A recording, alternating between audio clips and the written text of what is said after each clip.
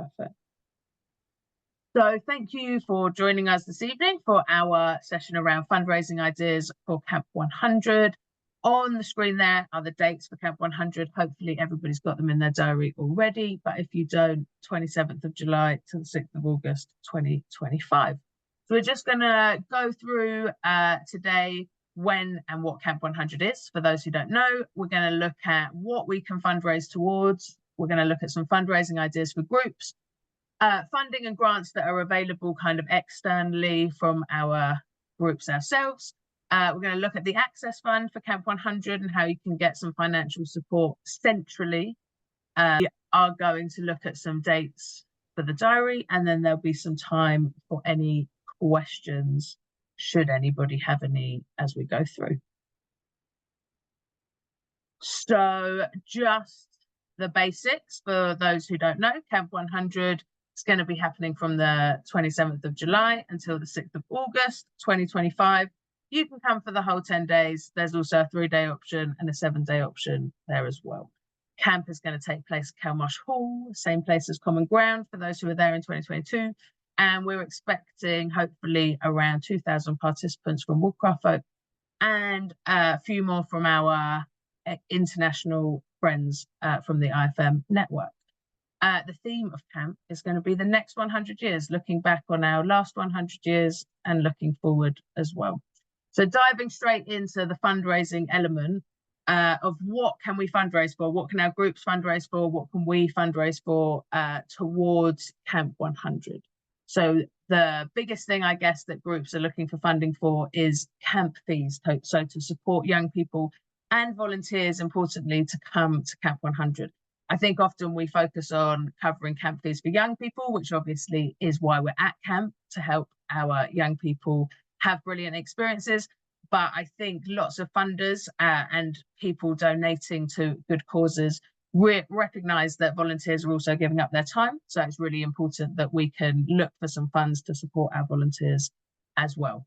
We can do fundraising towards equipment, camping equipment, kitchen equipment, different things that our groups might need, whether that's sleeping bags and sleeping mats, or whether that is kind of tents, marquees, and equipment for our kitchen. We can look for some funding to support travel to camp. Everybody will have a slightly different journey to camp. If you're coming from further away, it will obviously cost more to travel. So you could look for some funding around minibuses or towards train tickets or travel cards and that kind of thing. You can fundraise towards program materials, so different things to do different activities, equipment for activities and materials, and we can fundraise for supporting solidarity delegations, so international groups who we really want to come to the camp but maybe can't afford themselves or as an organisation themselves to travel to the UK, pay for visas, or pay for their equipment and their camp fees when they're here. So we can fundraise towards welcoming more international friends to join us at camp next year. So just a few fundraising ideas for groups that I've thrown onto the screen here, and I'm happy for anybody here to share any extra information or ideas that they've done in the past. So it's really great to get all ages involved in fundraising, right through from your wood chips up to the volunteers that we're working with. You could do activities such as having a pea fair where everybody has a chance to kind of create a stall or a game or an activity.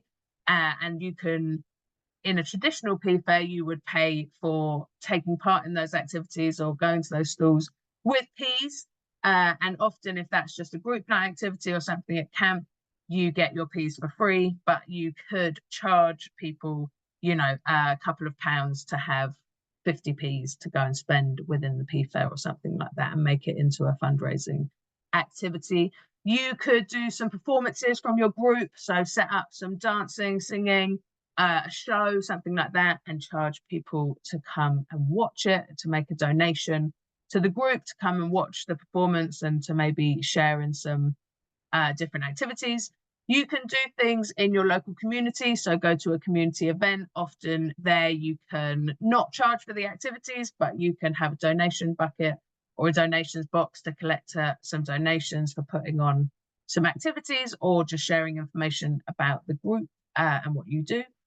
You could create a different kind of events in your, again, in your local community with families from your group, extended family, friends, that kind of thing, and sell tickets to people. Maybe it's a quiz, maybe it's a ceilidh, maybe it is an evening of share, you know, I've done fundraising activities where the venturers cook a meal for adults and other people who want to come and share in that meal and raise some money that way. You could gain sponsorship from different people and get your group to gain some sponsorship for taking part in those kind of maybe traditional fundraising activities, such as taking a walk, doing a swim, having a sponsored silence or a bake-off, or something a little bit more out there and a bit more different, getting sponsored to take part in one of the 100 100s, which is what the Camp 100 team have come up with as great activities to get us ready for our centenary camp next year. So looking at some of the things on the list here on the screen, and you can find it on the website as well. But, you know, you could write a story using exactly 100 words long. You can wear an item of woodcraft clothing on 100 different days. Some of these things you could try and gain some sponsorship from, as I say, people in the local community, maybe local businesses, companies, maybe just extended friends and family network of the group.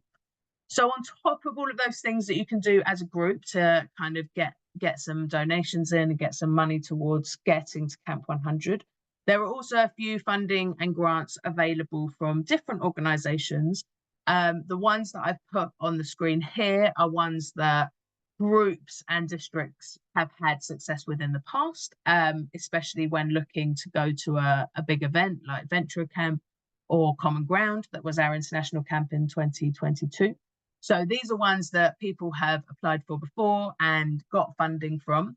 Also, these are ones that are very specific to supporting young people and to supporting activities that are kind of like-minded with what we do. So I say every, I'm going to go a little less confident. Most kind of counties and boroughs and regions in the UK will have kind of local community foundations where you can apply for different funds for different things. Going back to our list before, some are more geared at funding equipment for people to do things.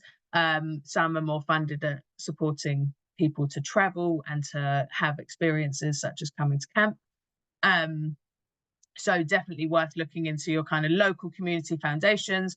For example, groups that are in Hertfordshire could just type into Google Hertfordshire Community Foundation and you'll find loads of information. So just have a look at what's there in your local area.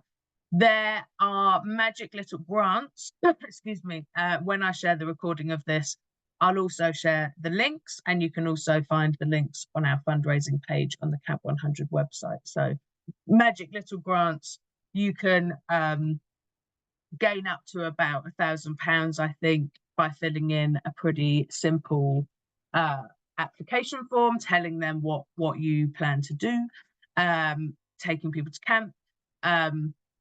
Excuse me. It can take as little as 10 minutes to fill in a magic little grants application, and it can support young people to come to camp, to take part in different experiences. It's worth checking that out and applying if you can.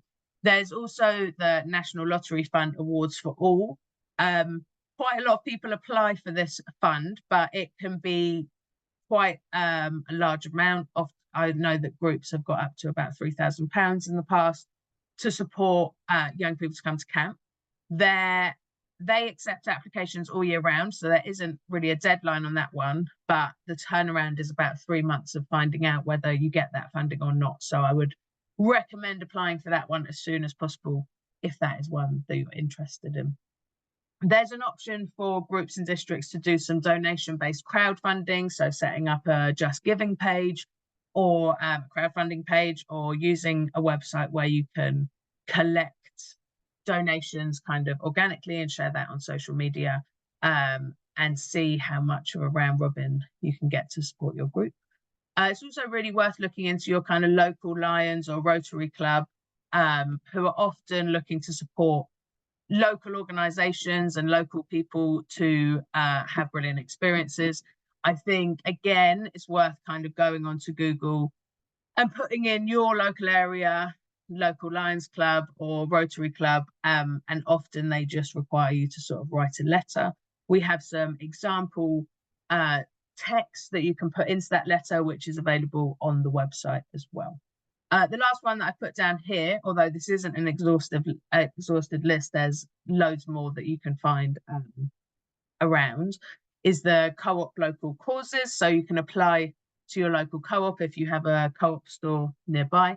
And if chosen, you will become one of the local causes where when co-op members and different people shop in the co-op, you gain funding if they choose you as their local cause. So encouraging families and friends of the group to choose your Woodcraft group as the local cause if and when you are accepted.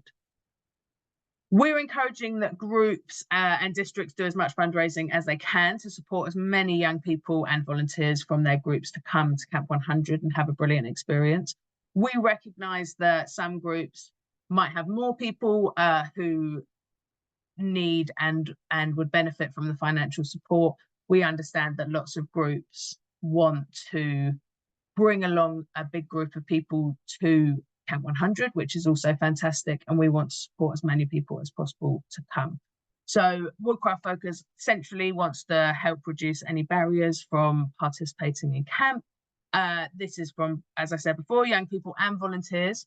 We have put together some criteria for an access fund to support people who can't get enough support from their district through fundraising, or finances is a barrier to attending. So there are many reasons that people might struggle to afford to come to camp. So as I say, this is not an exhaustive list again of people that we want to apply to the Access Fund. But the Access Fund we've tried to make as easy as possible to apply for. So there is a form again on the fundraising page of the website, and this will be shared quite a lot, I think, as we're in the build up to camp. So check out the kind of Access Fund FAQs. It will let you know kind of the application process, but it's filling in a short Google form. This can be filled in by an individual or a parent or carer, or by a group leader where that's more appropriate.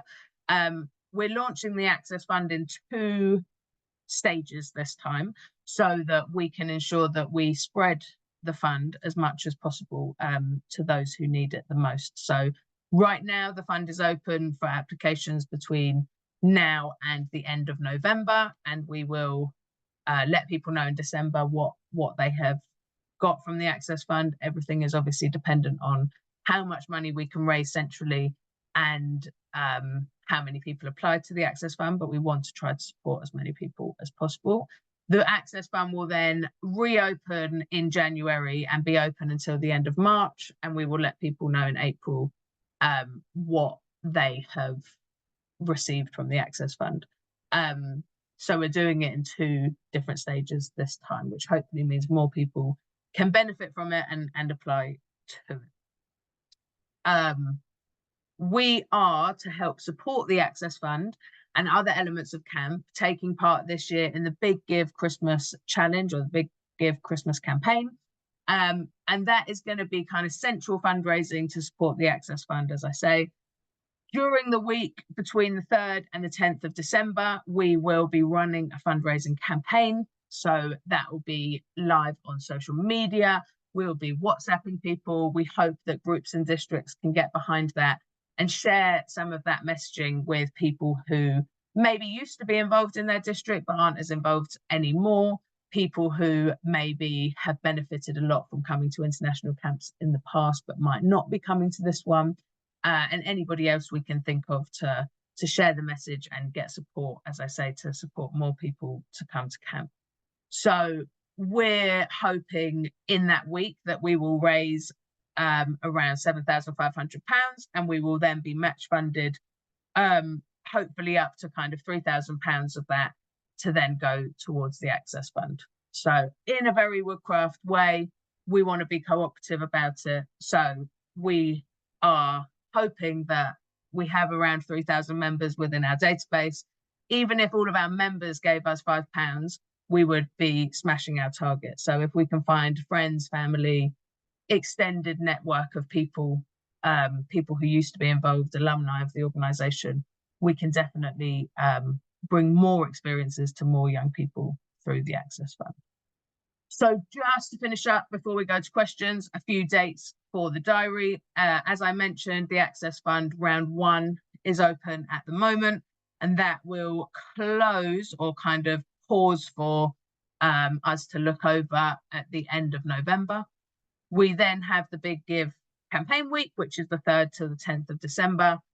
The 10th of January, I put in here just so that we can keep it in our brain, is the really helpful booking deadline. So again, looking at that more kind of collective and cooperative approach to Camp 100, we aren't doing an early bird deal or a discount for groups, but we have said that if 1,000 people have booked by the 10th of January, we will give each district an extra £100 to spend on food, supplements, condiments, different drinks, things that their international organisation might want to bring to camp to share some of their culture as well. 16th to the 18th of May, we've got pre-camp for camp. 18th of May, final booking deadline. 10th of June, final payment deadline. And then camp itself, the most important part, 27th of July till the 6th of August. That's all I've got to say. Are there any questions from anybody who's here?